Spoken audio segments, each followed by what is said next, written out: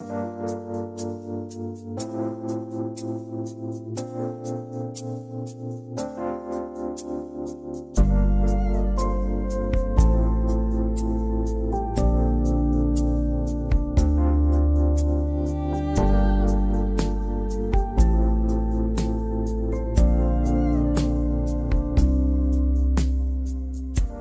maladie mentale, comme on a pu le voir dans nos précédents épisodes, reste obscure pour beaucoup. La banalisation de noms de troubles dans le langage courant contribue aussi à minimiser la souffrance des personnes concernées par un trouble psychique. C'est pour contrer ces idées reçues qu'un collectif d'auteurs auquel nous avons eu le plaisir de participer lance aujourd'hui un ouvrage aux éditions de l'Atelier, intitulé « En finir avec les idées fausses sur la psychiatrie et la santé mentale ». Je reçois aujourd'hui Astrid Chevance, psychiatre et chercheuse, qui a coordonné la rédaction du livre, ainsi que Héloïse Jung et Claire Jaffray, également psychiatre, chercheuse et co-autrice. Nous revenons dans cet épisode spécial sur plusieurs concepts dont on parle fréquemment, mais qui ne sont pas si simples à définir. Vous écoutez Les Mots Bleus, un podcast de Place des Sciences. Bonne écoute.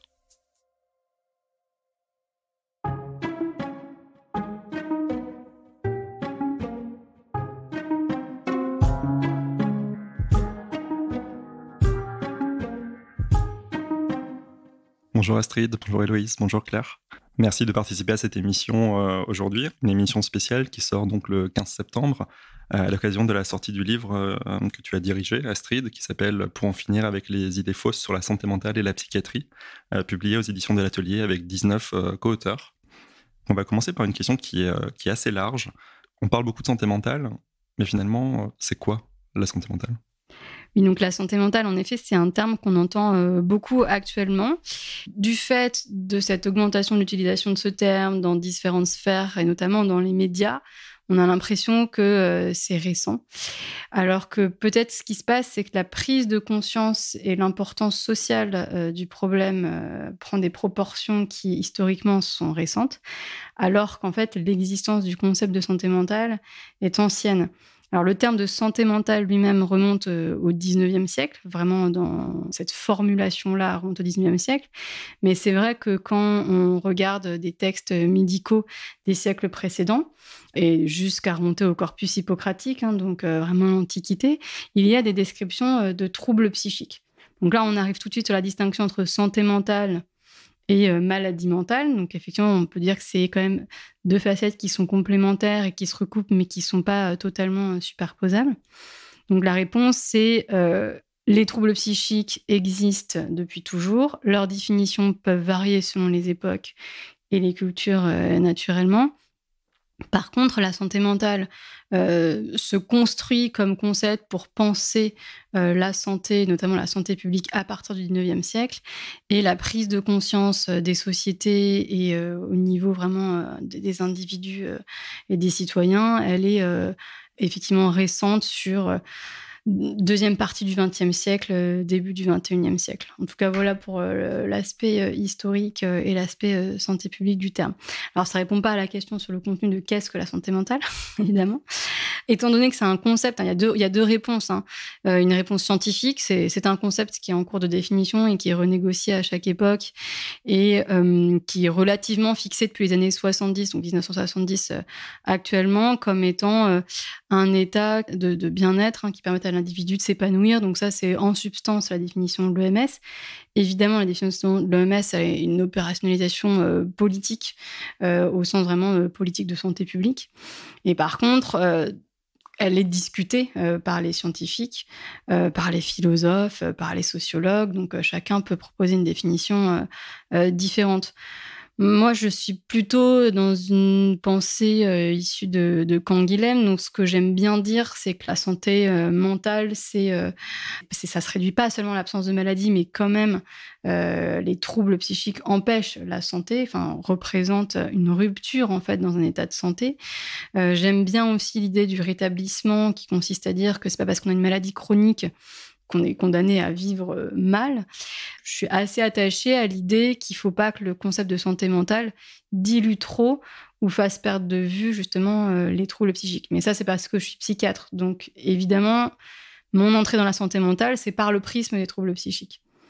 Après, mon côté santé publique fait que j'accorde une importance au fait que tout le monde a une santé mentale, y compris quand on n'a pas de troubles, et qu'il faut prendre soin de sa santé physique comme de sa santé psychique. Si ça a un sens de différencier les deux, mais ça, on peut en discuter après. Je pense que mes collègues peuvent avoir d'autres façons de répondre à ça. Donc, je ne sais pas, Claire, si toi, vu que tu fais plus de neurosciences, tu as une vision plus un peu différente de l'opérationnalisation de ce concept dans ton domaine de recherche. Moi, ma compréhension du terme de santé mentale, c'est justement qu'il n'est pas issu d'une définition médicale, au sens qu'on pourrait définir, par exemple, la dépression ou d'autres maladies comme le trouble bipolaire, où on a une définition qui est axée sur des symptômes. Et donc, de la même façon, on ne pourrait pas dire, la santé mentale, c'est ça, plus ça, plus ça. Ce qu'on peut dire, ça a plusieurs conséquences, c'est-à-dire qu'à la fois, en fait, différents champs peuvent définir, comme tu disais, la philosophie, peut-être la sociologie. Et donc, ça peut rendre cette définition un peu floue, difficile à saisir, à la fois pour des médecins, mais aussi pour des décideurs politiques et également pour les patients et la population en général. Et donc, en fait, ça fait qu'on peut s'interroger en tant que personne malade sur sa santé mentale, mais aussi en tant que personne qui va bien. Et donc, du coup, c'est-à-dire que ces différentes dimensions et aussi, du coup, en tant qu'individu, je peux m'interroger sur quelles sont mes propres dimensions qui participent à la santé mentale. Donc, est-ce que c'est effectivement la maladie, mais également qu'est-ce qui fait que, en tant qu'être humain, quelles sont les différentes choses qui, pour ma vie, participent à la santé mentale. Et donc là, on peut s'interroger sur, est-ce que c'est les écrans, est-ce que c'est le sport, est-ce que c'est le sommeil. Et ça, c'est peut-être des choses sur lesquelles aussi, en tant que médecin, on est peut-être moins habitué à réfléchir comme ça, parce qu'on a un prisme biomédico-social. Et donc, ça va plus nous interroger aussi parce que c'est une autre façon de penser la santé, et là, en l'occurrence, la santé mentale. Cette notion est difficile à définir et difficile à aborder parce qu'elle n'est pas textuellement définie comme une matière médicale initialement. Donc, moi, je n'ai pas une définition médicale à apporter comme ça, mais je pense que toutes ces différentes dimensions, elles sont importantes à prendre en charge et à envisager quand on veut s'interroger sur la santé mentale. Alors, on a essayé de définir ce qu'est la santé mentale. On voit que c'est compliqué à définir, que c'est une définition à construire. Il y a un autre mot qui est très associé à la santé mentale, c'est la psychiatrie. Et je pense que les personnes qui ne sont pas forcément sensibilisées à ces problématiques-là ne savent pas forcément faire la différence entre ce qu'est la santé mentale, un trouble psychique, la discipline qui les prend en charge. Est-ce que vous pouvez aussi nous donner quelques éléments de différenciation entre ce qu'est la santé mentale et ce qu'est la psychiatrie ? Oui, alors pour le coup, la psychiatrie, c'est quand même quelque chose de plus clairement défini à plusieurs niveaux. Déjà, c'est une profession réglementée, donc si on s'arrête à un niveau même juridique, légal, etc., c'est assez simple. La psychiatrie est un domaine de la médecine, est une discipline médicale, et les psychiatres sont des médecins qui s'occupent de ce qu'on appelle les troubles psychiques ou les maladies mentales. Enfin, ce sont des synonymes complets. Et les troubles psychiques, comme on a pu le dire Claire, c'est défini dans des nosographies, donc c'est-à-dire des listes et des classifications de maladies mentales. Chaque maladie se définit elle-même par une liste de symptômes. Donc pour le coup, c'est assez simple de s'approcher d'une définition de la psychiatrie, donc domaine de la médecine qui soigne les troubles psychiques étant définis par rapport à des classifications médicales stabilisées. Ensuite, on peut tout à fait discuter de la pertinence clinique, scientifique de ces classifications, du domaine d'extension de la psychiatrie, de domaine de compétences des psychiatres.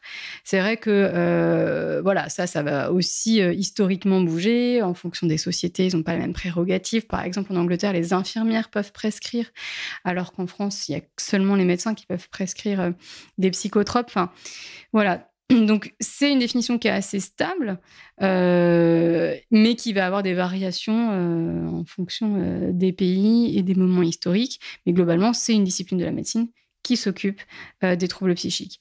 Donc ça, c'est la différence entre santé mentale et troubles psychiques. Les troubles psychiques sont une petite partie de la santé mentale, c'est-à-dire la partie des troubles constitués et répertoriés. Et dans la santé mentale sont aussi inclus des dimensions psychologiques en fait de l'individu qui, pour le coup, sont pris en charge par une autre classe de professionnels qui sont les psychologues. Donc les psychologues, pareil, c'est une discipline alors qui se structure au 19e siècle, début du 19e, pareil, autour d'un corpus qui se veut scientifique, qui est réglementé, notamment qui a été re-réglementé en France à partir de 2011. Actuellement, il y a des débats justement sur le remboursement des psychothérapies. Les psychologues, eux, vont pas forcément s'occuper que des troubles psychiques, ils vont s'occuper des dimensions psychologiques de l'individu en général, pour des personnes qui veulent un accompagnement à un moment précis, sans être dans une catégorie médicale particulière. Ils peuvent travailler dans la prévention, ils peuvent travailler dans les ressources humaines, enfin voilà, ils ont des compétences dans la psychologie de l'individu qui peuvent être utilisées à différents niveaux. Donc le troisième niveau, la troisième dimension à aborder, c'était aussi la question du wellness qui apparaît, les coachs de vie. Il y a un marché en fait qui se développe autour de ça. Il se rattache à la santé mentale, mais là, en effet, on peut se poser la question de est-ce que la santé mentale englobe ça aussi, ou est-ce qu'on est déjà sur quelque chose qui est en dehors de la santé ? Moi, je serais plutôt pour une définition assez ramassée de ce qu'est la santé pour éviter justement un effet d'édition maximum, parce que sinon, tout est de la santé. Je veux dire, tous les gestes au quotidien vont avoir un impact sur la façon dont on se sent, dont on est physiquement. À ce moment-là, tout est de la santé. Et donc, du coup, quand un concept comme ça devient tellement dilué, il est plus opérationnel pour l'action, il est plus opérationnel pour la compréhension du monde social, pour la compréhension médicale. Enfin, il sert plus à rien, en fait. Donc, moi, je milite plutôt pour une définition un peu plus ramassée de la santé mentale qui, justement, laisse le wellness sur, comme son nom l'indique, le bien-être, qui, certes, joue un rôle sur l'état de santé, mais qui le dépasse assez largement, quoi. Voilà. Et sachant que les professions du wellness, je veux dire, à ce moment-là, l'esthétique peut rentrer dans le wellness. On pourrait dire la culture peut rentrer dans le wellness. Donc, du coup, on voit à quel point ça peut s'élargir. Je veux dire, regarder une œuvre d'art peut avoir un effet psychologique certain, en fait, sur les individus. C'est parce que c'est un effet psychologique que c'est une dimension de la santé. Donc, ces professions-là, qui se réclament du wellness, ont bien senti qu'il y avait une sorte d'opportunité autour de la santé mentale, s'en réclament, mais sont souvent pas réglementées et ont finalement assez peu de formation sur la psyché humaine, et notamment dans son versant pathologique. En réalité, il me semble que ce qui est important, il y a deux dimensions dans la santé. Il y a la prévention, mais c'est pour l'instant en santé mentale, il faut être clair, on a quand même assez peu de données scientifiques pour savoir comment bien prévenir les troubles psychiques. C'est un chantier en cours, mais personne peut dire pour prévenir l'apparition des troubles psychiques, il faut faire ça ou ça. C'est pas aussi clair que pour les risques cardiovasculaires, par exemple. Et donc ça, c'était un premier point, la prévention. Le deuxième point, c'est la prise en charge des troubles constitués. Donc la prise en charge des troubles constitués, c'est repérer les personnes qui ont le plus besoin et mettre des moyens sur ces personnes-là. Et ça, après, ça dépend de la sensibilité aussi politique de chacun dans l'allocation des ressources de la société, sur à quel niveau on met les moyens pour la santé. Et il me semble que soigner les personnes qui en ont le plus besoin, c'est quelque chose qui est important et qu'il faut qu'on préserve, en fait. Et pour ça, il me semble que le concept de santé mentale ne doit pas être étendu à des domaines qui peuvent être pris en charge par la culture, les loisirs, etc., l'éducation. Oui, pour rebondir sur ce que tu dis, Astrid, je pense que c'est extrêmement important et c'est aussi l'objet de ce livre. C'est que concernant la santé mentale, on voit quelque chose de très ambivalent par rapport à la position de la majorité des gens, c'est-à-dire que autant aller voir un psychiatre, faire la démarche d'aller voir un psychiatre, un psychologue, vraiment identifier qu'on va pas bien et qu'à un moment donné on a besoin d'aide, c'est compliqué. Et autant finalement, beaucoup de personnes qui ne vont pas bien vont d'abord aller sur des stratégies justement du type wellness, etc. dans l'idée de toute façon ça fait pas de mal, de toute façon c'est pas grave et au mieux ça m'aide, au pire ça fait rien. Alors qu'en fait finalement, et c'est là que c'est extrêmement important et c'est aussi l'objet de ce livre, c'est que finalement dans les troubles psychiques, la prise en charge et justement, Astrid, tu parlais de la prévention, c'est quelque chose d'extrêmement important parce qu'on sait que plus on prend en charge les troubles tôt finalement sur les premiers symptômes, et meilleur sera le pronostic du coup de l'évolution de ces troubles. Donc c'est vraiment extrêmement important, sachant qu'en plus concernant certaines justement techniques qui peuvent rentrer dans le wellness, et on va pas toutes les détailler, on peut même voir des effets iatrogènes en fait sur l'évolution des troubles psychiques avec des décompensations en fait de certains patients, et donc finalement accélérer l'évolution de certains troubles. Et donc c'est vraiment extrêmement important de faire attention et de pas tout utiliser n'importe comment. Pour continuer effectivement sur le marché du bien-être, et puis un petit peu pour aller vers le marché aussi des outils connectés, etc., parce que je pense que c'est un petit peu l'occasion d'en parler. Tout ce qui concerne ces outils connectés, c'est une opportunité pour nous, pour les médecins, pour les chercheurs. À la fois, ça donne un accès aux patients d'avoir des outils qui sont disponibles n'importe quand. Pour les médecins et pour les chercheurs, ça nous donne l'occasion d'avoir des données qu'on dit écologiques, c'est-à-dire dans l'espace de vie du patient et en temps réel. Donc ça, pour nous, c'est des outils formidables.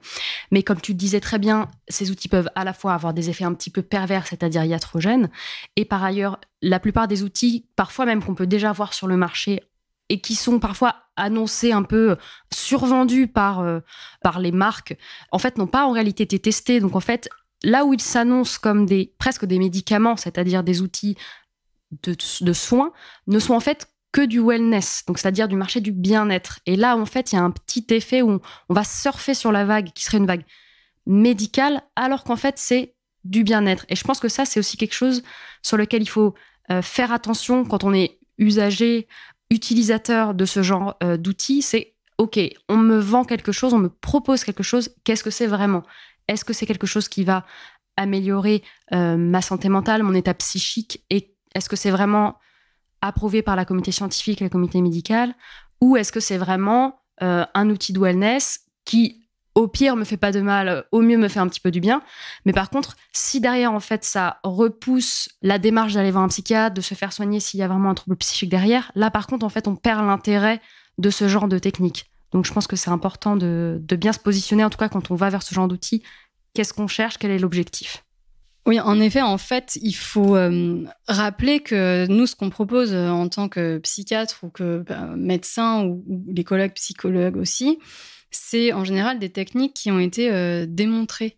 Alors, par exemple, je vais prendre l'exemple typique, les médicaments, pour avoir un accès sur le marché, ils ont dû montrer leur innocuité et ils ont dû aussi montrer une certaine efficacité. Après, on peut discuter l'intensité de l'efficacité, sur quelle dimension, etc. Mais en tout cas, il y a eu des fourches codines à passer qui sont pas si simples que ça. Et donc, une certaine sécurité par rapport à l'utilisation. Et l'utilisation est quand même assez encadrée avec des recommandations pour la pratique, etc. C'est vrai que ce qui se développe actuellement, mais et dans le domaine médical et dans le wellness, donc notamment ces applis connectées, la réglementation, pour l'instant, elle est assez floue. Et donc, il n'y a pas forcément besoin d'avoir prouvé l'innocuité, et notamment l'innocuité psychologique. C'est-à-dire que les gens s'inquiètent des ondes, etc., mais en fait, ils ne s'inquiètent pas des potentiels effets indésirables de ces traitements et de ces dispositifs. Alors que même, on voit que dans la communauté scientifique, il y a des études qui paraissent maintenant sur les effets indésirables des psychothérapies. Donc là, on parle d'effets indésirables des psychothérapies classiques, mais on ne voit pas pourquoi il n'y en aurait pas dans l'utilisation de tel ou tel dispositif, en fait. Donc voilà, tout ça pour dire que quand on utilise des traitements médicaux, c'est qu'ils ont en général été validés et sur leur efficacité et sur leur tolérance, et même il y a des obligations de suivi, de déclaration des effets indésirables, alors que toutes les applis justement qui passent, les applis ou les techniques qui passent en deçà justement de la validation en termes de dispositifs médicaux ou de médicaments, donc je pense les compléments alimentaires, tout ce qui est à base de plantes, etc., n'a pas été testé en réalité, ni sur les effets indésirables, ni sur l'efficacité. Et quand on prend des plantes, en fait, on ne peut pas se dire je prends des plantes pour aller mieux et se dire en même temps ça ne va pas avoir d'effet sur moi. Toute notre pharmacopée dérive des plantes. Donc, quand les médicaments, on sait ce qu'il y a dedans, dans quelle proportion, etc. Les plantes, on ne sait pas trop. On n'a pas vraiment d'effet sur les mécanismes de comment ça marche. Et ça ne va pas avoir des effets secondaires sur les autres organes, à distance. En fait, on ne sait pas, on n'a pas de visibilité là-dessus. Donc, comme disait Claire, c'est jamais anodin d'utiliser des traitements, que ce soit des molécules ou des applis, c'est jamais anodin et il faut bien se dire que la discipline médicale réglemente ça et le domaine du wellness ne réglemente pas ça du tout.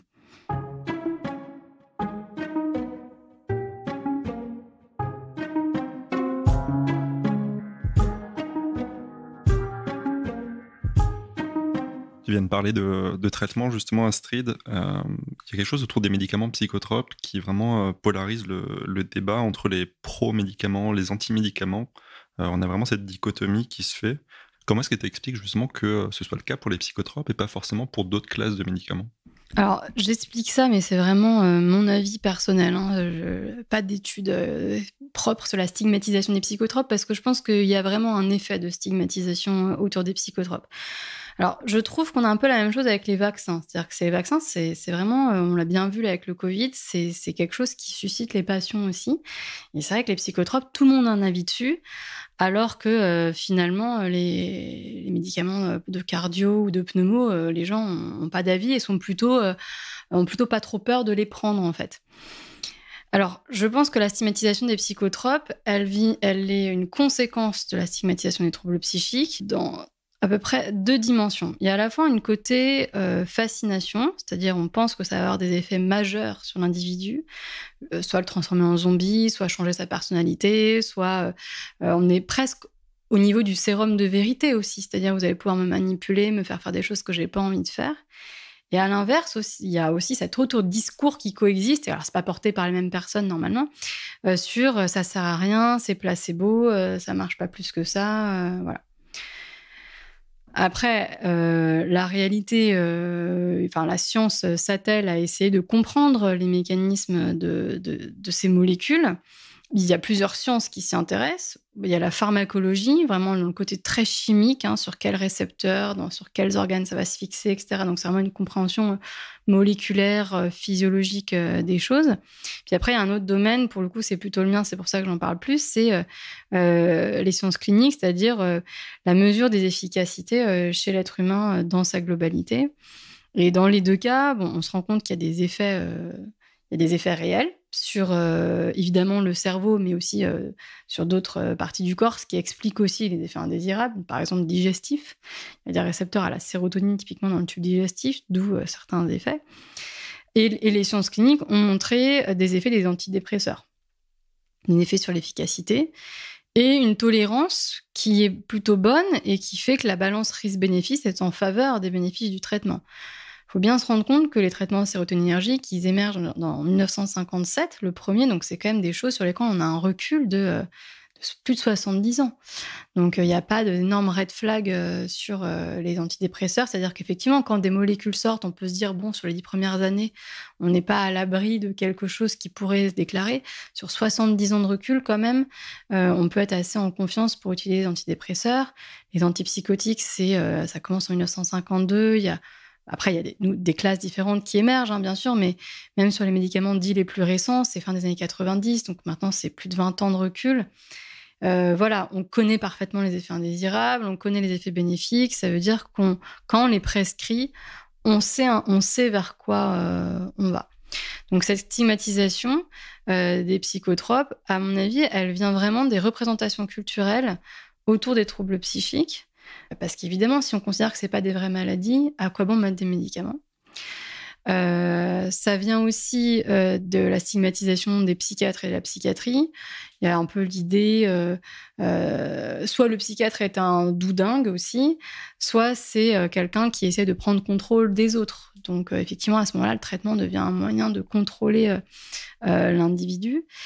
Et les psychotropes, alors ce qui est moi, ce que je trouve vraiment le plus grand paradoxe, c'est que nos médicaments sont des médicaments psychotropes. Ça, c'est pour ça qu'on les utilise. Après, les gens se rendent moins compte que d'autres médicaments sont aussi psychotropes. Par exemple, prenez la morphine que vous prescrivez dans la douleur, en fait, ça a clairement des effets psychotropes, c'est-à-dire des effets sur la sensorialité, sur le vécu, sur la perception, etc. Et on peut voir des effets psychotropes chez certains bêta-bloquants, par exemple, aussi. On parle du chimio-brain, c'est-à-dire certaines chimiothérapies ont aussi un effet psychotrope. Les corticoïdes ont un effet psychotrope. Beaucoup de médicaments ont des effets psychotropes, en réalité. Et alors là où c'est encore le plus paradoxal par rapport aux méfiances, donc là, ces traitements-là, on s'en méfie pas. Et là où c'est encore plus flagrant, c'est sur les psychotropes du quotidien. La caféine est un psychotrope, la cigarette est un psychotrope, l'alcool est un psychotrope. Énormément de produits sont des psychotropes, en fait, c'est-à-dire qu'ils vont modifier nos perceptions, nos ressentis. Et à ce moment-là, c'est plus du tout le même vécu de la part des personnes. On a plein de patients, ça on peut le raconter, qui disent moi je préfère fumer du cannabis parce que c'est plus naturel que prendre un médicament. Pour moi, vraiment, le stigma du médicament psychotrope, il est rattaché au stigma du trouble psychique. C'est que comme ça qu'on l'explique, sinon les autres médicaments seraient aussi stigmatisés et les autres molécules de la vie courante seraient aussi stigmatisées.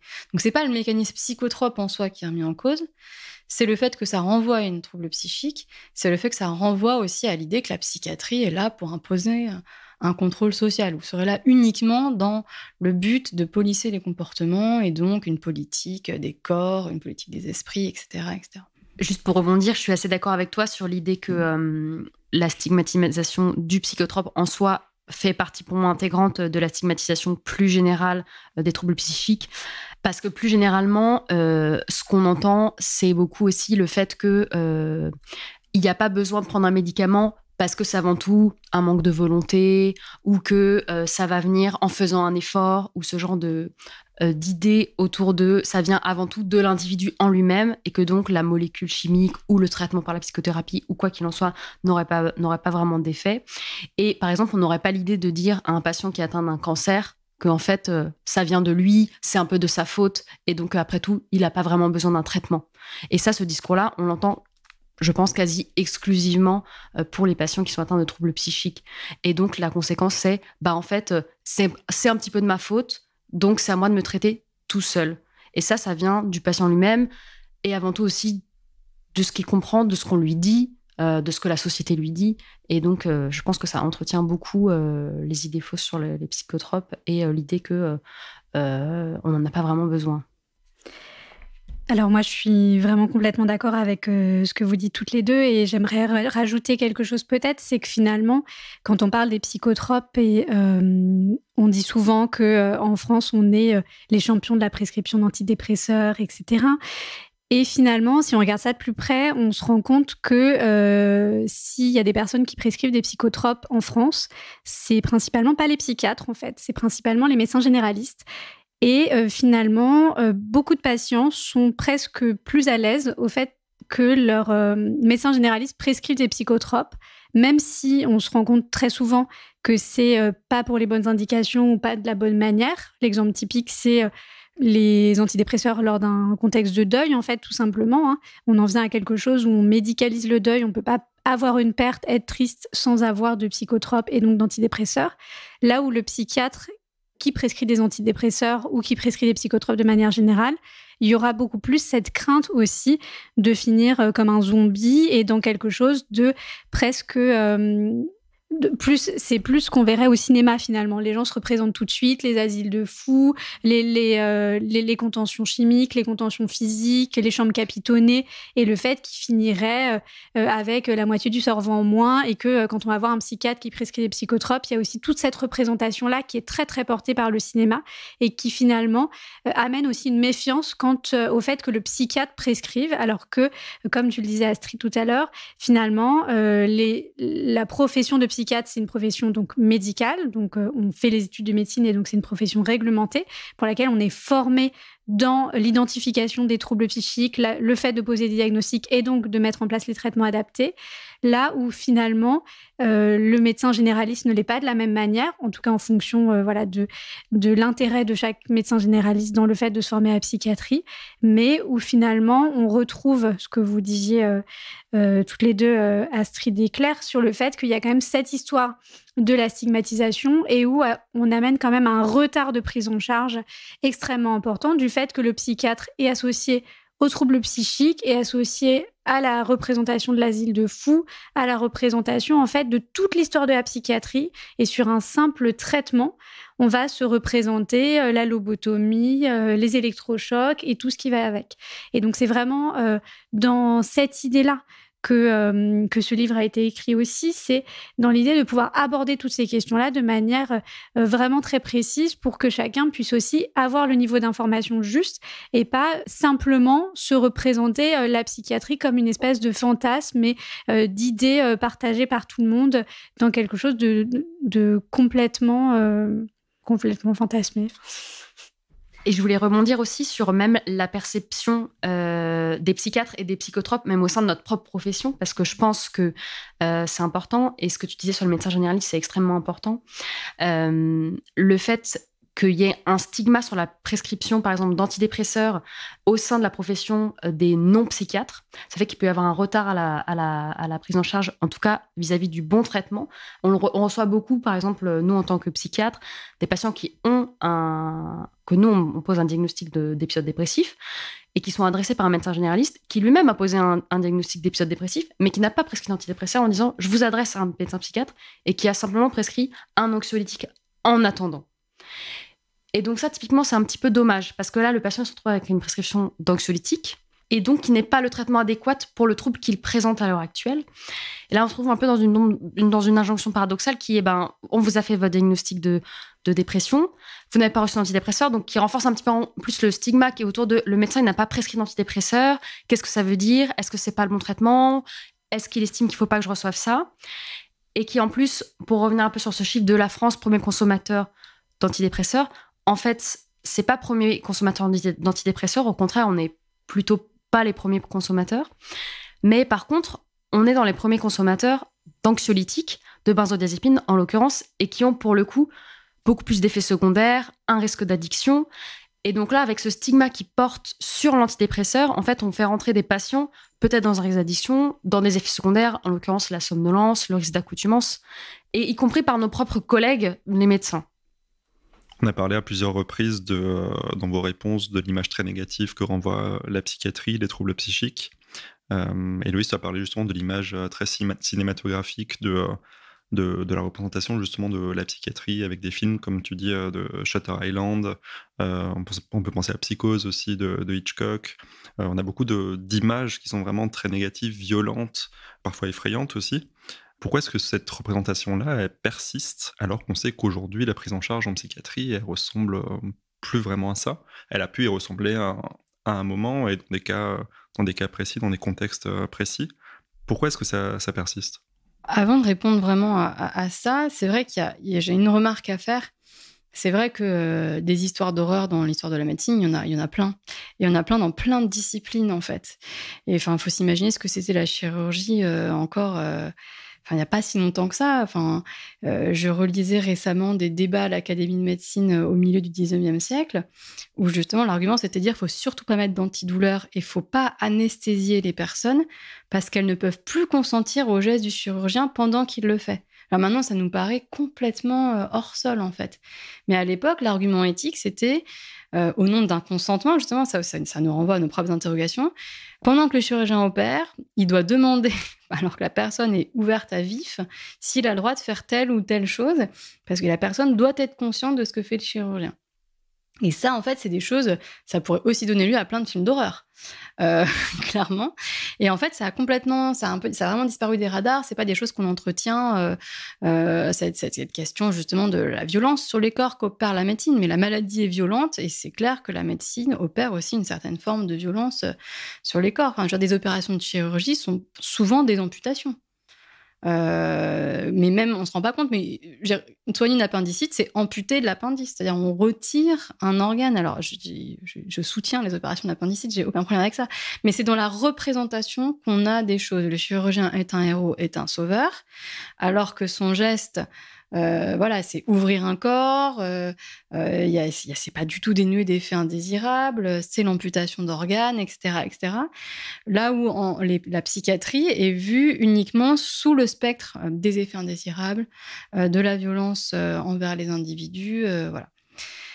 On ne peut pas nier cette violence inhérente aux soins, quelle que soit la discipline médicale. On essaie de la gommer comme on peut, d'en contrôler les effets dommageables, notamment en termes de trauma et de stress post-traumatique. Mais voilà, il me semble que c'est un peu se mentir que de dire que le soin médical et la lutte contre la maladie peut être quelque chose de totalement pacifié et anodin, en fait. Et justement, du côté du wellness. Il me semble pas qu'on puisse être médecin en étant purement dans le wellness. C'est pas possible. Il y a des décisions à prendre qui font que oui, on risque de faire mal à l'individu, que ce soit physiquement ou psychiquement, mais dans l'espérance d'un plus grand bien à moyen et à long terme. C'est évidemment justifié. Donc tout ça pour dire qu'il y a une asymétrie encore entre les autres disciplines médicales, la violence des soins dans les autres disciplines et celle dans celle de la psychiatrie, qui encore une fois, en fait, à mon avis, on retourne à la perception première des troubles psychiques. En fait, comme on ne veut pas voir la violence de ce qu'est la maladie psychique, on la déplace entièrement sur le soin. C'est-à-dire qu'on externalise totalement. Et ça, on le voit très facilement. On nous dit que c'est les médicaments qui l'ont rendu malade. Alors que souvent, les familles ou les patients ne se rappellent pas dans quel état ils sont arrivés vers nous en nous demandant de l'aide, parce que il ne faut pas croire que la psychiatrie, c'est toujours sans consentement. La plupart du temps, les gens viennent avec une vraie demande. Et c'est vrai que quand on arrive à les améliorer, à les stabiliser, au bout d'un moment, il y a cet oubli en fait de l'état initial et ne reste plus que de façon très visible certains effets indésirables, le fait que certains symptômes peuvent perdurer et donc une frustration relative par rapport aux soins de la psychiatrie. Et on oublie en fait la violence de la maladie sous-jacente. En vrai, des symptômes résiduels sont souvent attribués à des effets indésirables, alors que non, ce sont des symptômes résiduels. La maladie continue à progresser malgré le traitement devient trop juste. Et donc, pour moi, cet effet-là de focaliser et d'attribuer à la discipline et aux soins la violence c'est le pendant du fait on occulte la violence de la maladie. Or, la maladie psychique, comme la maladie physique, est une immense violence pour l'individu. La douleur psychique, c'est une immense violence pour l'individu qui est exposé à des souffrances, et c'est le même vocabulaire que pour la douleur psychique, à des souffrances que les patients peuvent très bien comparer à l'ordre de la torture, qui même conduisent les individus à vouloir mourir plutôt qu'à vouloir continuer dans cette vie-là. Donc, dans les moments de crise, cette violence des troubles, elle est dite, elle est même revendiquée par les patients, par les familles, etc. Et puis, souvent, elle est oubliée. Et pour le reste de la société, comme c'est vraiment des choses qui, heureusement, ne relèvent pas de l'expérience commune, elle est incompréhensible. On ne peut pas comprendre ce qu'est la souffrance psychique associée à une dépression, à un orage hallucinatoire, même à une manie, même si on pense que la manie, c'est un état d'euphorie. En réalité, c'est une euphorie qui peut être quand même douloureuse, en fait. Donc, ces états-là qui ne sont pas... Alors, c'est débattu, est-ce que c'est un continuum, une intensité extrême, ou est-ce qu'il y a quand même un saut qualitatif par rapport à l'expérience normale ? Moi, je pense qu'il y a quand même un petit saut qualitatif qui est fait. Et ça reste incompréhensible et illisible de l'extérieur. Et donc, on préfère attribuer la violence aux soins, aux psychiatres, à l'institution, etc., parce que du coup, c'est quelque chose sur lequel on a l'impression d'avoir plus de contrôle, que sur une maladie contre laquelle on est encore, en fait, dans des états d'interrogation scientifique, de limites cliniques. On ne fait pas non plus des grands miracles tous les jours en psychiatrie. Donc, il faut être humble par rapport à nos capacités. Mais par contre, bien redire que la violence de la maladie est immense et que cette violence-là, elle ne doit pas être dissimulée ou attribuée uniquement à l'institution. Voilà. Et que les histoires d'horreur de la psychiatrie, certes, il y en a probablement encore aussi, parce que un pays avec 60 millions d'individus, il y a 40 000 psychiatres en France, on ne peut pas dire que tout le monde est dans les clous, etc. non plus. Donc il y a des histoires d'horreur un peu partout. Faut bien se rendre compte que vivre avec une schizophrénie maintenant, c'est quand même plus agréable, je pense, que vivre avec une schizophrénie dans les années 20 ou à la fin du 19e siècle, parce que les possibilités thérapeutiques sont radicalement différentes. Et ne serait-ce qu'on voit l'espérance de vie des personnes schizophrènes dans les années 80, c'était 40 ans. Maintenant, on est sur des espérances de vie qui se sont rallongées d'une dizaine à une vingtaine d'années. Donc, ça veut quand même dire quelque chose sur la capacité des soins en psychiatrie à améliorer la vie des individus. Moi, je voulais ajouter qu'il faut quand même se rappeler que la question de la critique du soin en lui-même psychiatrique, ça peut même aller jusqu'à il faudrait arrêter les soins en psychiatrie, ils sont injustifiables, etc. Elle s'accompagne quand même d'un double discours qui est celui de « il faut enfermer les fous sont dangereux ». Donc, en fait, on reçoit, nous, ces doubles injonctions qui sont « vous faites du travail qui sert à rien ou qui est mauvais pour la population ou vous faites du mal aux gens ». Et en même temps, à chaque fait divers, il y a une espèce d'emballement comme ça qui vient nous ramener à ah bah non, en fait, tous les malades psychiatriques, il faudrait absolument les enfermer, les contenir dans des enceintes closes parce qu'ils ne peuvent pas vivre en société. Donc, il faut aussi quand même se positionner un peu par rapport à ça. Et je pense qu'il faut un petit peu dépasser ces questions. Comme toujours, la question du « est-ce que le soin psychiatrique, il est injustifiable ?» Parce que c'est un petit peu ça, en fait, la question derrière la violence. C'est est-ce qu'en fait, ce soin, en soi, il a une justification ? Et ça repose un petit peu toujours derrière le fait, est-ce que les troubles psychiques, en fait, existent ? Et c'est cette question toujours un petit peu du normal et du pathologique. Et le fait qu'on puisse faire du soin psychiatrique, utiliser des traitements qui sont parfois effectivement des traitements qui peuvent interroger parce que c'est des traitements d'exception. Ça reste des traitements du coup qui sont pas utilisés de façon banale, interrogent à la fois les malades, à la fois les familles, à la fois la société. Et donc, comme derrière il y a l'idée que peut-être la maladie, elle n'a pas vraiment de sens ou c'est encore une fois pas vraiment une maladie. Derrière toute cette question de, en fait, est-ce que la mise en œuvre de tous ces soins, elle est vraiment nécessaire, elle est vraiment justifiée, etc. Et la deuxième chose, je pense, c'est la question des soins sans consentement, qui aussi interroge le public et les malades. Et dans cette question, en fait, c'est que le soin sans consentement, il y a une législation, c'est pas du tout une décision arbitraire d'un médecin qui décide de faire hospitaliser un patient parce que ça lui fait plaisir. Et c'est pas vraiment un soin sans consentement, c'est vraiment un soin parce que le malade ne peut pas réaliser un consentement réalisé. Je pense que ça, c'est une nuance qui est assez importante. En réalité, le patient ne donne pas son consentement, c'est le patient n'est pas en état de donner un consentement à un soin. Et ça fait toute la différence. Et enfin, peut-être pour rebondir sur cette question du normal et du pathologique, on peut tout à fait, comme on l'avait évoqué plus tôt, critiquer l'existence des nosographies, la façon dont elles ont été construites, qu'est-ce qu'elles veulent dire aujourd'hui, est-ce qu'elles mériteraient d'être évolutives à nouveau. Mais il y a un critère qui est nécessaire et qui est évalué de façon systématique et qui est souvent l'une des principales plaintes des patients, c'est le fait qu'ils n'arrivent plus à fonctionner de façon cohérente. En tout cas, ils ne sont plus eux-mêmes, ne peuvent plus réaliser leurs activités. Et ça, c'est toujours évalué par les médecins et c'est toujours ça qui prime, en tout cas, pour savoir où est-ce qu'on est dans le rétablissement. Je pense qu'il y a un fantasme aussi qui persiste dans la façon dont se feraient les soins en psychiatrie. C'est une idée peut-être que le médecin chercherait à jouer avec son malade, alors qu'en fait, l'objectif principal, c'est la réinsertion d'un patient là où lui a envie d'être, là où lui se sent bien. Et c'est un petit peu ça la définition de la santé mentale aussi. C'est là où moi je me sens bien, quel est mon état où j'ai envie d'être. Et c'est ça qui reste le but du soin en psychiatrie. Alors, je voulais rebondir justement sur ce que tu disais, Claire. Alors, un petit peu avant justement la question des nosographies. Qu'est-ce que c'est que la santé mentale ? Qu'est-ce qui crée ce sentiment d'étrangeté, en fait, pour les patients et l'impression que les troubles psychiques n'existent pas ou en tout cas ne pourraient pas exister d'une manière ou d'une autre ? Je pense que c'est important aussi de revenir sur un choix qui a été fait en France que les psychiatres ne soient plus des neuropsychiatres. Et donc, du coup, là où dans d'autres pays, finalement, neurologie et psychiatrie sont encore très, très intriqués, en France, les neurologues ont vraiment leur champ d'action et les psychiatres ont leur champ d'action. Et donc, on n'est plus à être des neuropsychiatres. Et ça, c'est quand même important de le dire en France parce que ça a un vrai impact sur la manière dont on fait les soins, sur la manière dont on travaille. Mais ce qui est intéressant là-dedans, c'est que finalement, la neurologie et la psychiatrie sont quand même très proches, c'est-à-dire qu'on s'occupe du cerveau, alors d'une manière complètement différente. C'est-à-dire que neurologues vont s'occuper de l'organe en tant que tel, donc ce qui va se passer au niveau de l'organe, comme un chirurgien digestif s'occuperait de tout ce qui est digestif, etc.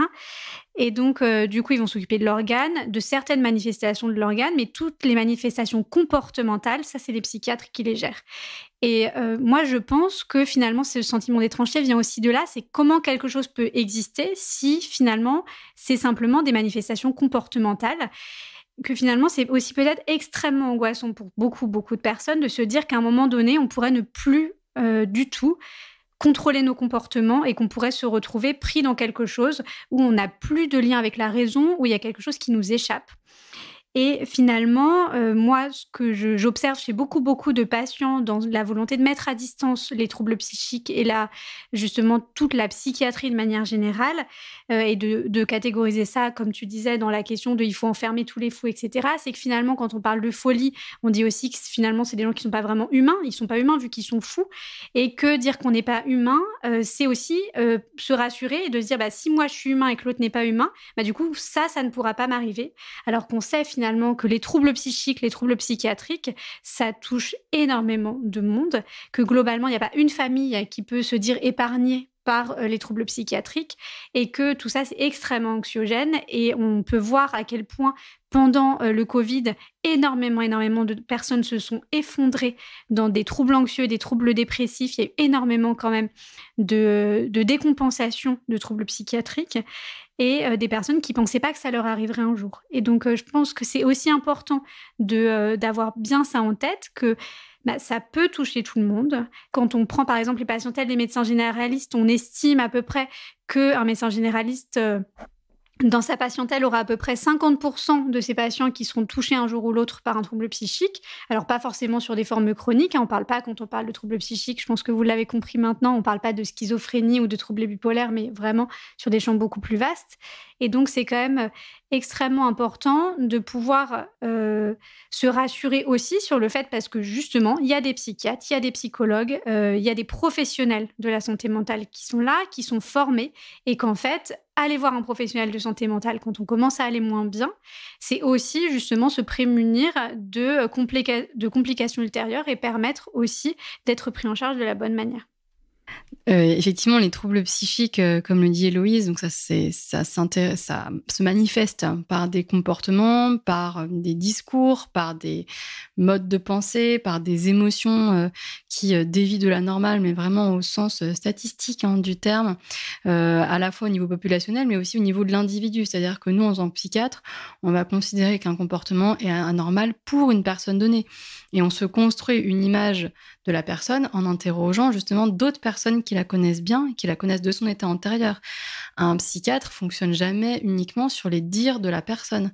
Il faut qu'on arrive à avoir un peu entre guillemets, le portrait robot de la personne sur ce qu'elle était avant, ce que représente comme rupture de fonctionnement le trouble, pour arriver à se fixer des objectifs thérapeutiques qui soient raisonnable, dans un sens ou dans l'autre. C'est-à-dire que certains patients espèrent voir un psychiatre pour en sortir augmenté par rapport à leur niveau de base. Je parle du niveau de fonctionnement, le niveau émotionnel, le niveau comportemental. Donc ça, le dopage psychiatrique, actuellement, il n'existe pas encore, mais on peut penser à tout. Et effectivement, cette histoire de soins sans consentement, on pourrait aussi le voir d'une façon différente. On pourrait dire, en fait, c'est rassurant. C'est rassurant de savoir qu'il y a cette possibilité, si un jour je ne suis pas en mesure de consentir et j'ai des comportements qui me portent préjudice, parce que dans le soin sans consentement, il faut argumenter face au juge que la personne représente un danger pour elle-même ou pour les autres et qu'elle nécessite des soins immédiats et qu'elle ne peut pas donner son consentement. Donc c'est ce trépied-là. Et moi, je trouve ça plutôt rassurant à mon niveau individuel de me dire que si un jour, vraiment, je vais mal au point où je puisse perdre le contrôle de mes comportements et de mes émotions à faire du mal aux autres ou à me faire du mal à moi-même, que la société ait mis en place des structures qui soient suffisamment solidaires pour prendre soin de moi. Et pas que ça se termine, en fait, par de la prison. Parce qu'en réalité, si les individus qui parfois dans certains moments peuvent s'en prendre à eux-mêmes, donc ça fait quoi, des taux de suicide qui exploseraient, ou s'en prendre aux autres, et qu'il n'y a pas cette possibilité justement de lecture médicale et donc de lecture soignante de ce type de comportement, alors on arrive soit sur de la prison, soit sur un mode de responsabilisation de l'individu qui nécessairement conduit à du suicide, en fait. Enfin, ça, je veux dire, c'est une truc des poncifs de la sociologie, quoi. Je veux dire, quand on reporte tout sur la responsabilité individuelle, ça écrase la personne. Donc, le fait qu'il y ait des soins qui soient possibles dans ces situations-là, quand on n'est pas capable de consentir, et cette nuance apportée par Claire est extrêmement importante, en fait, c'est quelque chose qui doit rassurer. C'est-à-dire on fait suffisamment attention les uns aux autres dans cette société pour se protéger de comportements qui portent préjudice à la personne elle-même.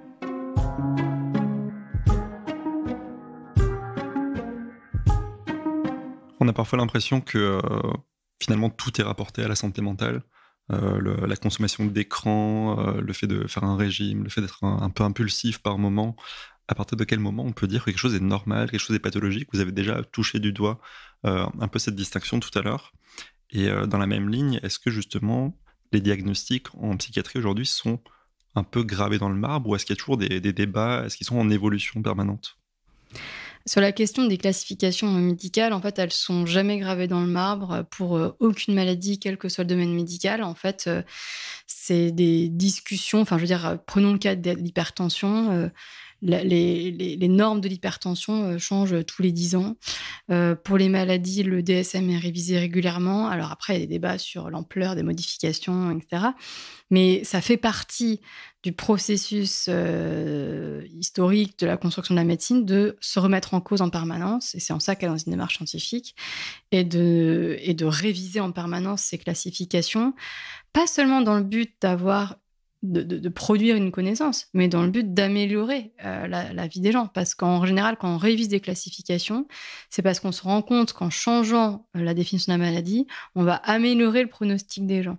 Donc, typiquement, pour prendre un exemple de cardiologie, ils se sont rendus compte que si on prévenait l'hypertension à partir d'un certain niveau de pression artérielle, ça évitait de faire des infarctus, des AVC au bout de 20 ans.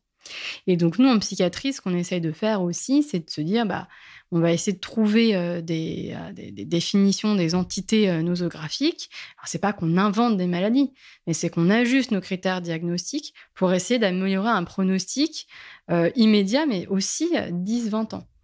Donc, on ne peut pas, à chaque fois qu'on définit une nouvelle catégorie nosographique, dire « Ah, les médecins inventent encore des maladies, etc. » On n'invente pas des maladies, en fait. On améliore notre compréhension des troubles et surtout, on essaye d'améliorer la prise en charge des gens pour allonger leur espérance de vie et, plus récemment, leur qualité de vie. Alors, le normal et le pathologique, alors surtout, on est en France, ici, donc évidemment, on est tous kanguilémiens sans le savoir. Donc, il a écrit ce livre, Le normal et le pathologique, justement. Et donc, c'était un normalien, médecin, philosophe, qui travaillait justement sur cette frontière-là. Et en fait, il en fait une définition qui n'est... alors, ça se débat, hein, il y a des gens qui sont beaucoup plus spécialistes que moi là-dessus. Mais ma compréhension de ce que j'en ai, c'est qu'il dit, au final... L'individu est sa propre norme et c'est au moment où l'individu se sent empêché dans ce qu'il est que là, il est dans le pathologique. Et finalement, ce que dit le DSM, qui a tous les défauts du monde, mais comme toute classification, elle prend justement en compte ce critère-là. Pour qu'il y ait maladie, il faut soit qu'il y ait une souffrance clinique significative, c'est-à-dire que ça puisse être perçu par les autres ou revendiqué par la personne, et une rupture dans le fonctionnement.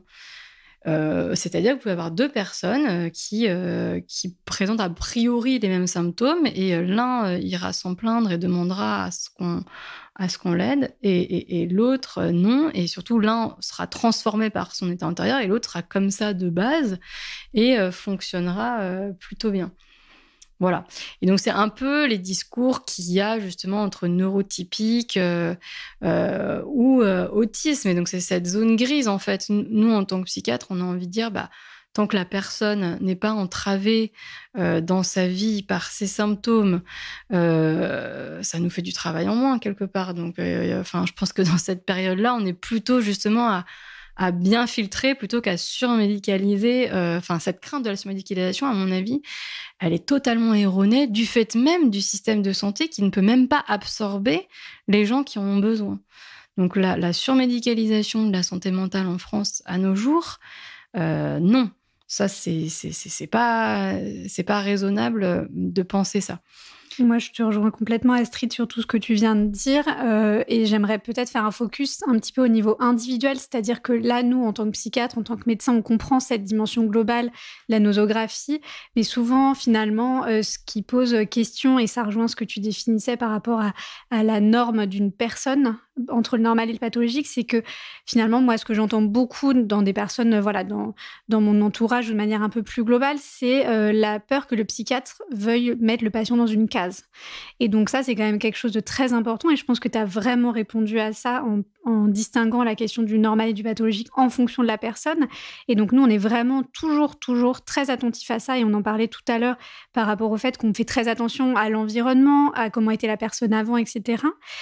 On sait qu'il y a une évolutivité des troubles et donc qu'il y a aussi des comorbidités qui apparaissent, qu'un trouble dépressif peut finalement apparaître comme une dépression sévère et finalement, quand on lève la dépression par les traitements, on voit que c'était secondaire à un trouble anxieux. Et donc, on est vraiment très attentif au fait de ne pas graver dans le marbre justement un diagnostic à un temps précis. Et moi, en tant que pédopsychiatre, je suis d'autant plus sensible à ça que finalement, dans l'enfance et dans l'adolescence, on essaye de vraiment juste notifier des symptômes à un instant T, sachant qu'il y a une telle plasticité cérébrale dans l'enfance et dans l'adolescence qu'on fait extrêmement attention au fait qu'on accompagne des symptômes et on pose un diagnostic, mais à un instant T, dans l'idée en fait d'accompagner ce qui se passe à ce moment-là pour permettre aux patients d'en sortir et justement dans quelque chose qui ne va pas du tout rester gravé dans le marbre et dans la durée.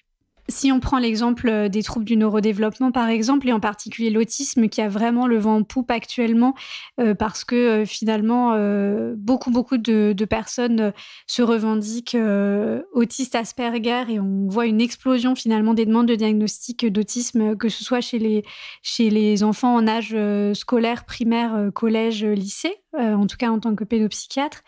C'est vrai qu'en France, il y a beaucoup de plans autisme dont vraiment le but était de poser des diagnostics très précoces. Et donc, quand on parle de l'évolutivité des troubles, finalement, on sait que quand on a une prise en charge précoce de l'autisme, avec une prise en charge qui est adaptée, donc pluridisciplinaire, etc., finalement, beaucoup de patients, une certaine proportion vont pouvoir sortir de ces critères diagnostiques. Il persistera évidemment des symptômes autistiques, mais qui n'auront plus un impact fonctionnel dans le quotidien du patient suffisamment important pour qu'on puisse encore dire que ce diagnostic d'autisme est pertinent pour la personne. Tu viens d'aborder, Héloïse, justement le fait que certaines personnes peuvent être diagnostiquées à un instant T et puis sortir d'un diagnostic quelques mois ou quelques années plus tard. Justement, est-ce que sur les différents âges de la vie, du stade de nourrisson, puis la petite enfance, l'enfance, l'adolescence, l'âge adulte et finalement le grand âge, est-ce qu'on a des troubles qui sont sensiblement les mêmes ou on a vraiment des différences qui sont marquées entre les différents groupes ? Alors oui, c'est une question en effet qui est extrêmement importante parce que même si ça paraît évident, on sait très bien qu'un nourrisson n'est pas la même chose qu'un enfant de 6 ans, qu'un ado de 15, qu'un jeune adulte de 25, qu'une personne de 50 ou une personne âgée de 70. Ça paraît évident, mais dans la question justement des comportements, on peut avoir tendance à ne pas se rendre compte de l'importance des différences du coup entre ces différents âges, et en particulier du coup en psychiatrie et dans les troubles psychiques, où finalement les critères diagnostiques pour des pathologies équivalentes ne seront pas les mêmes. Et si on prend un exemple qui est quand même extrêmement important, surtout en ce moment où on voit une explosion des consultations pour troubles dépressifs ou idéation suicidaire chez les adolescents depuis le Covid, par exemple, le symptôme cardinal du diagnostic de la dépression chez l'adulte, c'est finalement une tristesse de l'humeur, là où chez l'adolescent, finalement, les adolescents sont rarement tristes, mais ils seront surtout extrêmement irritables.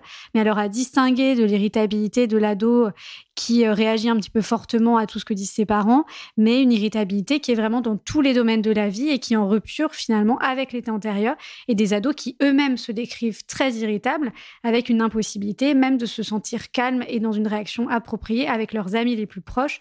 Et donc on voit bien que si on recherche une tristesse chez un adolescent pour poser un diagnostic de dépression, très souvent, les adolescents se décriront pas tristes, alors que si on recherche une irritabilité, mais vraiment au sens symptomatique du terme, du symptôme de la dépression, là, on aura vraiment quelque chose. Donc, des exemples comme ça, on pourrait en décrire plein, mais l'idée, c'est pas non plus d'écrire toutes les pathologies psychiatriques aujourd'hui. Mais en fait, ça vient aussi de quelque chose qui est extrêmement important, c'est que, en fait, on oublie, et même par moment, on ne sait pas du tout comment se développe le cerveau. Évidemment qu'on ne pourra pas attendre la même chose d'un nourrisson qu'un enfant de 2 ans, d'un enfant de 6 et d'un ado de 15, mais aussi parce que finalement, il y a des fonctions cérébrales qui arrivent au fur et à mesure. Un exemple qui est quand même très important pour décrire ça, c'est la manière dont le cerveau va maturer en fait pendant la puberté.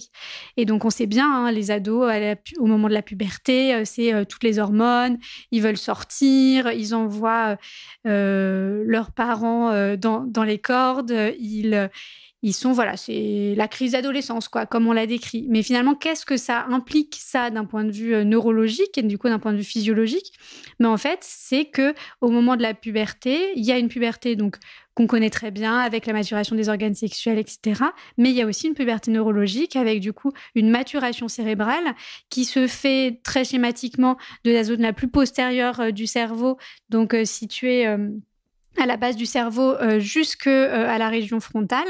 Et finalement, la région frontale, qui est quand même une zone qui est extrêmement importante, c'est la dernière chose qu'on a acquis quand même dans l'évolution, avec du coup le cortex préfrontal, qui nous permet quand même aussi simplement que d'avoir des capacités d'inhibition, donc un peu de filtrer nos comportements. Ce qu'on reproche souvent à des adolescents dans les moments de conflit, en disant « Non mais vraiment, arrête-toi, c'est pas moi qui vais m'arrêter ». Donc voilà, donc on voit à quel point quand on n'est pas encore outillé au niveau cérébral pour être inhibé au niveau des comportements, du coup c'est compliqué.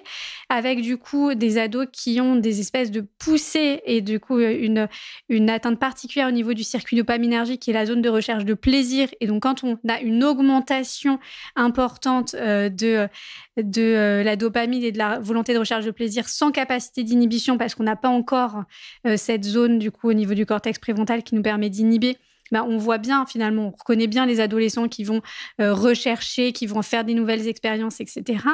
Voilà, moi je reçois des ados du coup en consultation avec leurs parents, je leur explique toujours la même chose, c'est que cette dernière partie, le cortex préfrontal, elle est mature à 25 ans. Et donc, on ne peut pas attendre d'un ado de 15 ans qu'il ait les capacités d'inhibition d'un adulte de 30. Parce qu'en fait, tout simplement, il n'a pas les outils neurologiques pour, et que ces capacités d'inhibition du cortex préfrontal qui permettent vraiment de dire « j'ai une émotion forte », mais je ne peux pas là me mettre à hurler sur les gens et à les insulter. Mais en fait, c'est quelque chose qui n'est pas forcément possible chez les adolescents. Et quand on voit qu'en plus, il y a certains adolescents qui, de manière antérieure à l'adolescence, avaient des difficultés au niveau des émotions, de la régulation des émotions, avec des émotions beaucoup plus fortes que la moyenne, on peut voir à quel point l'adolescence va venir vraiment augmenter ses comportements et amener des choses qui sont compliquées et qui, par moments, peuvent même nécessiter l'intervention d'un psychologue ou d'un psychiatre pour aider à réguler des comportements qui, évidemment, ne feront pas le travail du cerveau, mais pourront aider quand même à prendre du recul sur ce qui se passe et à travailler sur toutes ces émotions. Oui, alors ce qui est aussi très important de dire, c'est qu'évidemment, tous nos comportements ne sont pas juste liés. Je pense que ce qu'on a évoqué jusque-là dans notre discussion le montre bien, mais je le reprécise quand même. Tous nos comportements, il y a l'adolescence, qui est une période quand même très particulière, très marquée par des comportements qui sortent un petit peu de la norme qu'on vit dans d'autres âges de la vie. Évidemment que tout n'est pas biochimique, tout n'est pas neurologique, tout n'est pas basé sur des circuits dopaminergiques, etc. Et que ce qui nous permet aussi de participer à la maturation de ce cortex préfrontal, à la régulation des émotions et des comportements, c'est la manière dont les parents vont se mobiliser dans l'éducation, dans le fait de nommer les émotions, dans le fait d'aider leurs enfants à les reconnaître, à les nommer et donc à les réguler. Et que finalement, c'est comme on le dit très souvent en médecine, donc tout ça c'est plurifactoriel, donc il y a des facteurs d'environnement, il y a des facteurs individuels et il y a des facteurs sociaux.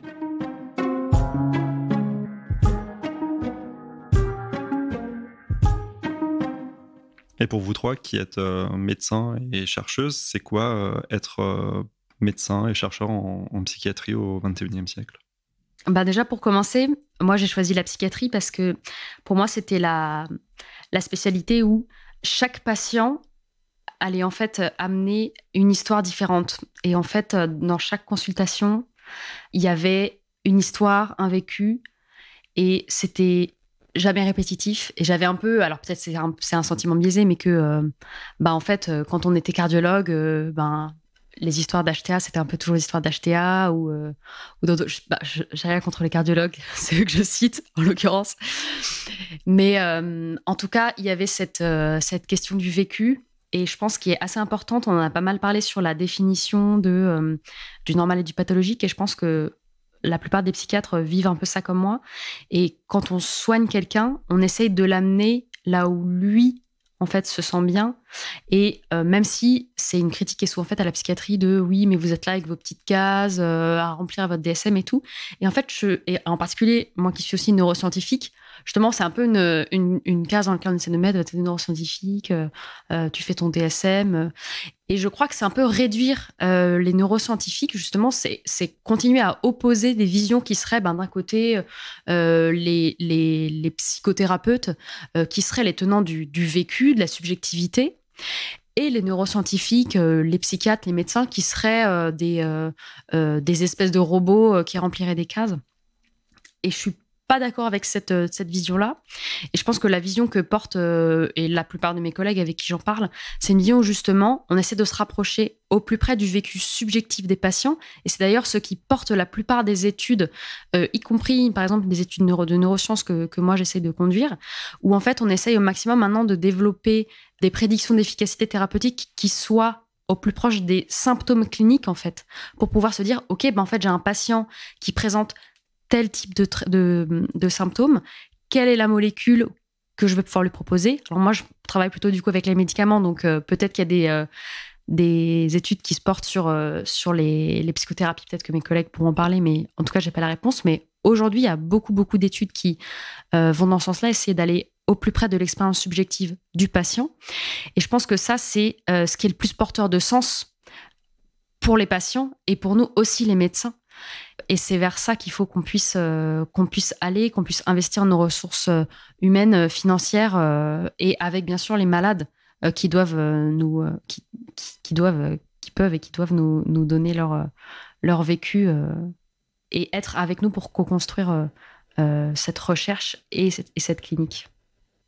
Alors moi, j'ai choisi d'être psychiatre avant d'être pédopsychiatre. J'ai été un peu pédopsychiatre sur le tard, sur la toute fin de mon internat. Et finalement, déjà, j'ai choisi la psychiatrie parce que je voulais vraiment, et ça, je pense qu'on est beaucoup à se rejoindre là-dessus, avoir cette expérience vécue individuelle et que finalement, une dépression chez un patient A, c'est pas du tout la même chose qu'une dépression chez un patient B parce qu'ils ont chacun leur histoire, ils ont chacun leur vie, ils ont chacun leur envie et que c'est vraiment avec ça qu'on travaille et c'est ce qui rend notre travail au quotidien absolument exceptionnel parce qu'on est enrichi tous les jours par ce que vivent nos patients et que on est vraiment en plus dans une co-construction du soin et que ça c'est vraiment absolument indispensable et je pense que ça c'est aussi la deuxième partie de ce qui m'a fait choisir cette spécialité qui est que on n'est pas du tout en psychiatrie, en tout cas, on essaye de ne pas l'être dans quelque chose de paternaliste du tout, et plutôt dans quelque chose où on se met au niveau du malade, c'est-à-dire que nous, on amène quelque chose au malade, mais parce que lui nous fait confiance en nous dévoilant ce qu'il ressent, ce qu'il vit, ce qu'il perçoit, ce qu'il pense, et que ça, c'est absolument incroyable, et que c'est une discipline extrêmement clinique, au sens le plus pur qui soit, c'est que si on ne va pas interroger le patient sur quelque chose de donné, on n'a pas de moyen autre d'aller récupérer l'information. C'est-à-dire qu'aujourd'hui, on n'a pas de marqueur biologique, on n'a pas de marqueur d'imagerie, on n'a pas du tout toutes ces choses-là. On ne peut pas faire un examen clinique avec un stéthoscope pour aller retrouver les symptômes.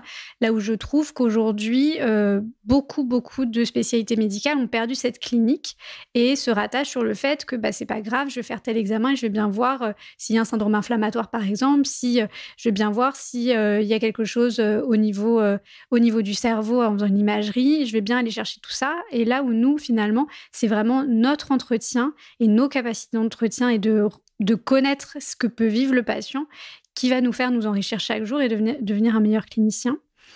Et donc, la pédopsychiatrie sur le tard, parce que finalement, je trouve le travail avec les familles absolument incroyable.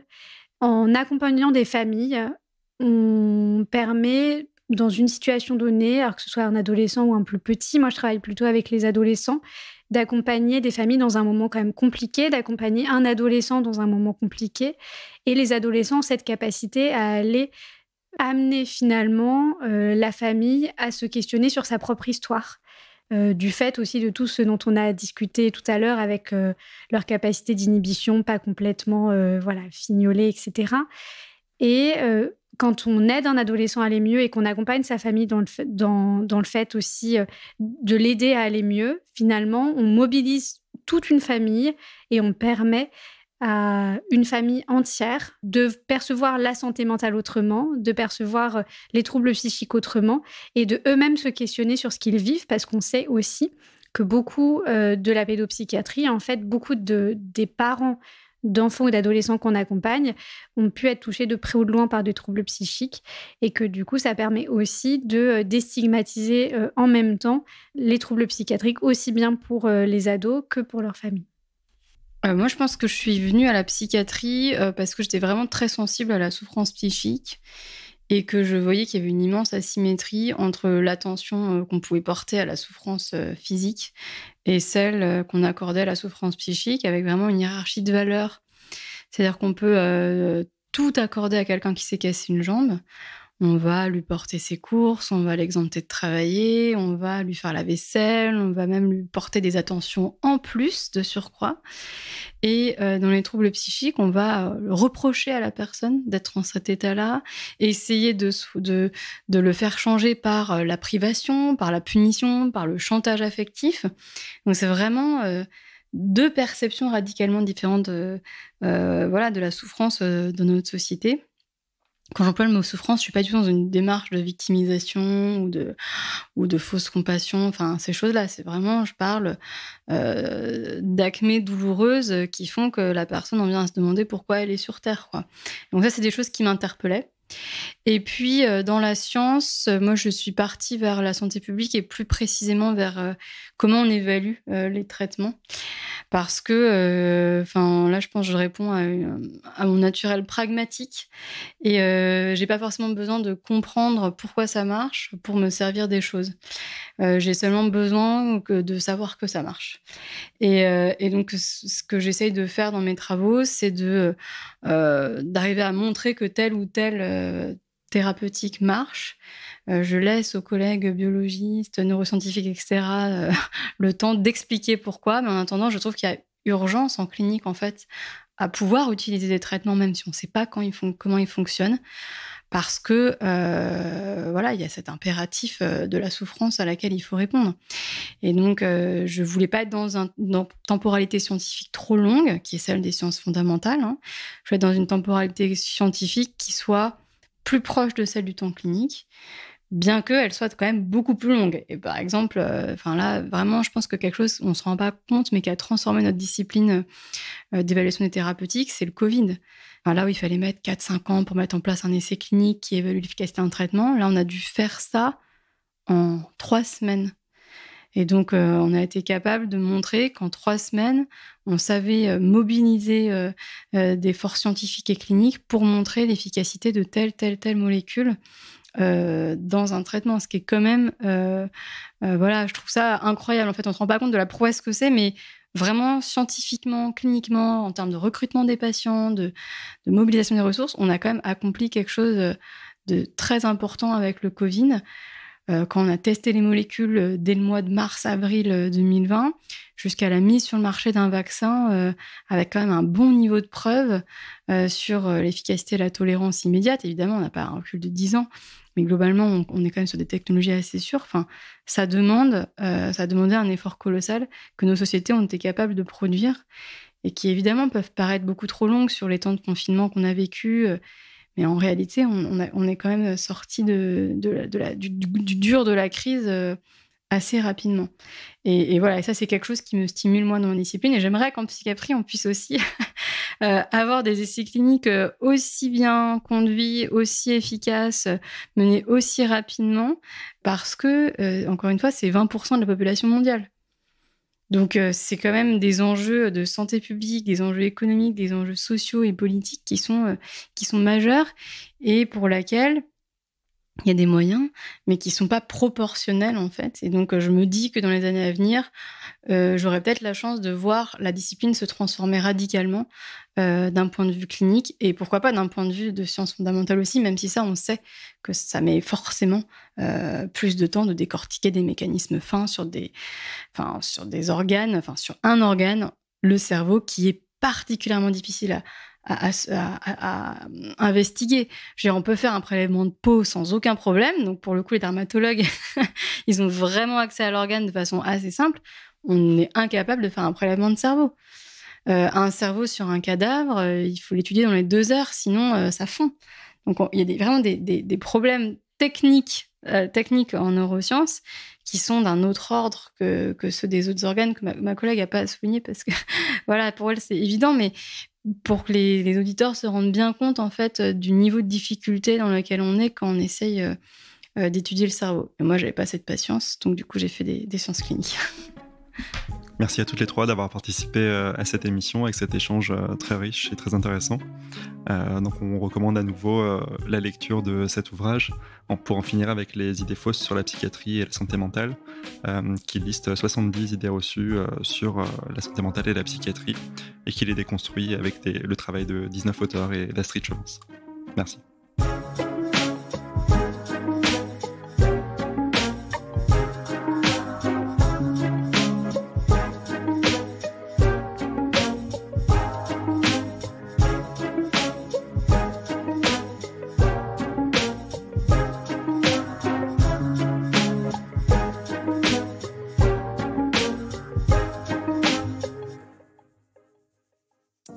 Vous venez d'écouter Les Mots Bleus, un podcast de Place des Sciences. L'épisode a été mis en musique et coproduit par Alex Rocher. L'illustration a été réalisée par Manon Combe. Si vous souhaitez nous soutenir, vous pouvez nous laisser 5 étoiles et un commentaire sur Apple Podcast ou 5 étoiles sur Spotify mobile. Vous trouverez également des ressources sur notre site placedesciences.fr. Merci de votre fidélité et de votre engagement à nos côtés. Et à très bientôt.